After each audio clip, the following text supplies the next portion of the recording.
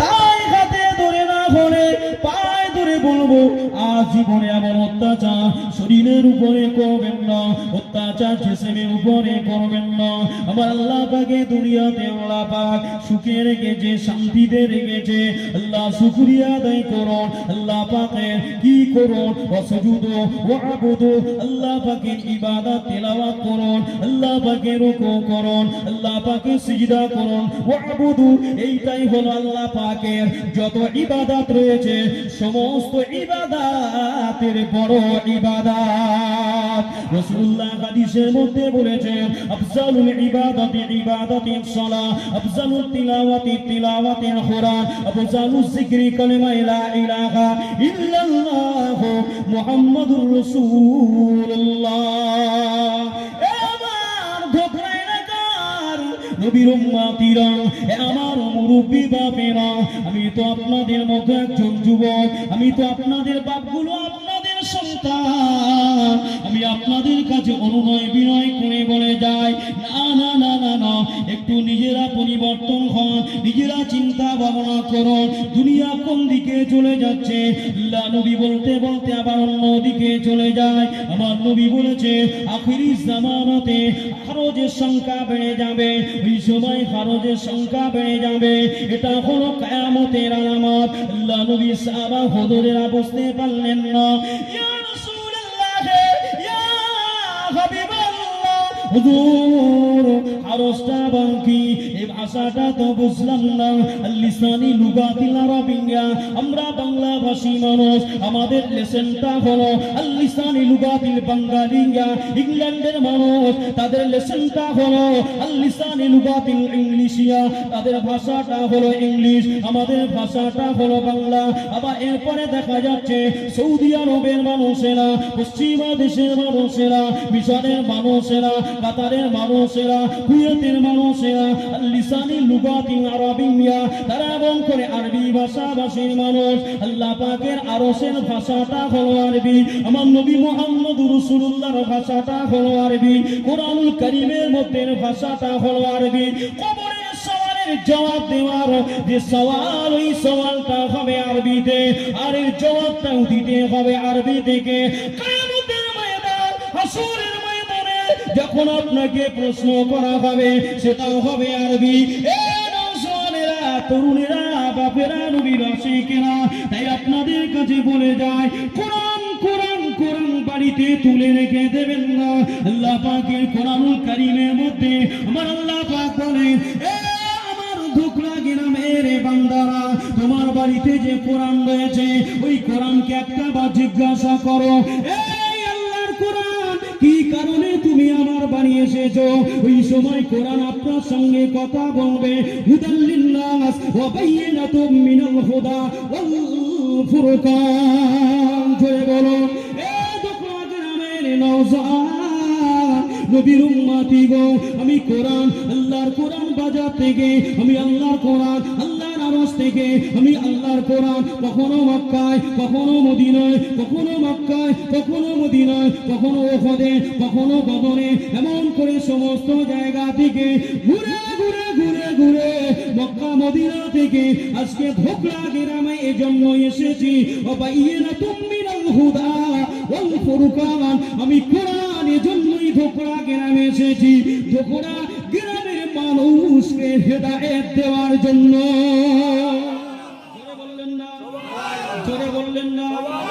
এরপরে আপনি কোরআনকে জিজ্ঞাসা করেন, ও আল্লাহ পাকের কোরআন তুমি কবে নাজিল হয়েছো? দিনের বেলা নাজিল হয়েছো, দুপুর বেলা নাজিল হয়েছো, পান্তার বেলা নাজিল হয়েছো, সন্ধ্যা বেলা নাজিল হয়েছো, গভীর রাতের বেলা নাজিল হয়েছো? কোরআন আপনাকে জবাব দিয়ে দেবে, ইন্না আনজালনাহু ফি লাইলাতুল কদর, ইন্না নিশ্চয় অবশ্যই অবশ্যই অবশ্যই আনজালনা আমাকে নাজিল করা হয়েছে। সুতরাং লাইলাতুল কদর আল্লাহ পাক আমাকে রাতের ভাগে নাজিল করে দিয়েছে। আমার ধোকরা গ্রামের নবীর উম্মতিরা, কোরআনকে আপনি জিজ্ঞাসা করেন, এ কোরআন দুনিয়া জমিনে তুমি শ্রাবণ মাসে নাজিল হয়েছ, নাকি চৈত্র মাসে নাজিল হয়েছ, নাকি ফাল্গুন মাসে নাজিল হয়েছ, নাকি ফেব্রুয়ারি মাসে নাজিল হয়েছ, ওই সময় কোরআন আপনাকে বলে দেবেন শাহরু রমাদান আল্লাযী উনজিলা ফীহিল কুরআন। আমি আল্লাহ পাকের কোরআন, আল্লাহ পাক আমাকে শাহরুন মানে হলো মাস, উনজিলা মানে নাজিল করেছে, ফীহিল কুরআন আমি কোরআনকে আল্লাহ পাক নাজিল করেছে পবিত্র মাহে রমজান শরীফের মাসে। কোরআন কথা বলতে পারে না, পারে না, কোরআন কথা বলতে পারে না, পারে না, কোরআন কথা বলতে পারে, কোরআনের সঙ্গে কথা বলার যোগ্যতা আমাদের নাই। এই জন্য আরব থেকে, আরশ থেকে, মক্কা থেকে, মদিনা থেকে, তায়েফ থেকে, মক্কার কিনা আপনার কিনা ওই যে বদরের ময়দান থেকে, উহুদের ময়দান থেকে, খায়বার থেকে কোরআন এসেছে আজকে ধোকড়ায়। আসবার পরেও আমরা কোরআনের সঙ্গে কথা না বলতে পারার কারণে আমরা আজও কোরআনের কাছে যেতে ভয় পাই। ঠিক বললাম, ঠিক বললাম, ভুল বললাম? একজন ইংলিশ ভাষী মানুষ যদি এখানে এসে বসে থাকে, বসে ইংলিশ থেকে লেকচার দিচ্ছে, একজন ন্যারেটর এসছে, ন্যারেটর মানে কি? বক্তা। ন্যারেটর আরবি ভাষা, লেকচারার, ন্যারেটর, বক্তা, ওয়াজির বক্তব্য রাখছেন। তো আমরা সব বাংলাভাষী মানুষ, আমরা চিন্তা করছি সেই তো একজন আল লিসানে লুগাতিল ইংলিশ, ইংলিশ ইংলিশ তো কথা বলছে, ইংরেজি থেকে কথা বলছে, আমি কোন কথা বলে ফেলবো, ফট করে ভুল হয়ে যাবে। কিন্তু আপনার উচিত হলো আপনাকে এই ইংলিশ ভাষী মানুষের সঙ্গে একটু আদান প্রদান করা, একটু আদান প্রদান করা।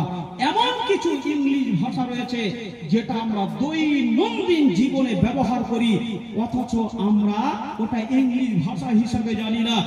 একজন আপনার কিনা ধোকরা গ্রাম থেকে একজন আল্লাহর বান্দা ঠিক জিলহজ মাসের 10 তারিখের আগে আল্লাহর খানায় কাবায় গিয়েছে, অনেক বয়স হয়ে গিয়েছে, একেবারে প্রত্যন্ত এলাকার মানুষ, প্রত্যন্ত পাড়ার মানুষ গিয়েছে, আল্লাহর খানায় কাবায় গিয়েছে, গিয়ে যেই খানায় কাবাটা দেখেছে, দেখার সঙ্গে সঙ্গে তিনি আপনার কিনা তাওয়াফ করতে শুরু করে দিয়েছে।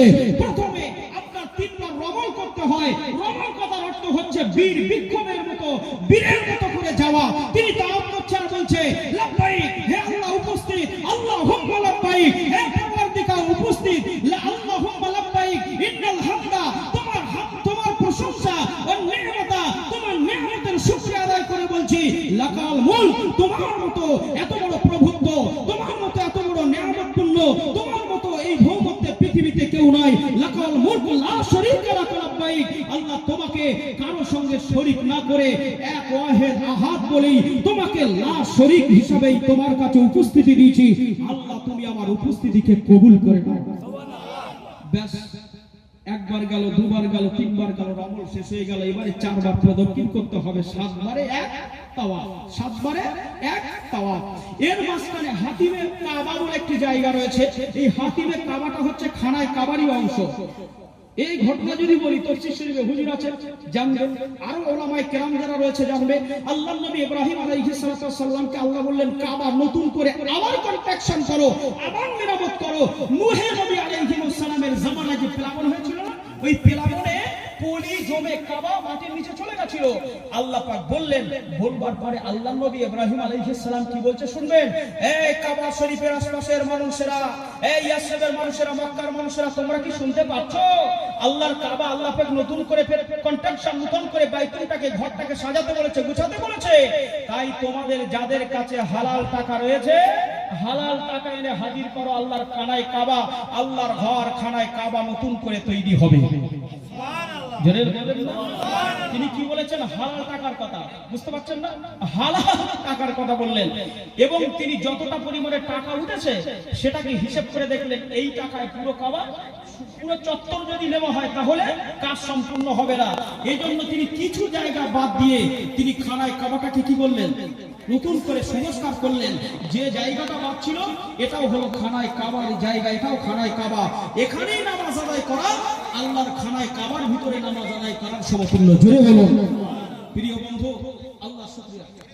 জি, আমি আপনাদের কাছ থেকে এখন বিদায় নেব, কারণ আমার সময় শেষ হয়ে গেছে, বুঝতে পারছেন। আসল ব্যাপারটা হচ্ছে আলোচনা একটা দিকে যাচ্ছিল, যেতে যেতে বিভিন্ন জায়গায় এসে মানে আপনার প্রথমে যাচ্ছিলাম একটা সুতি খাল দিয়ে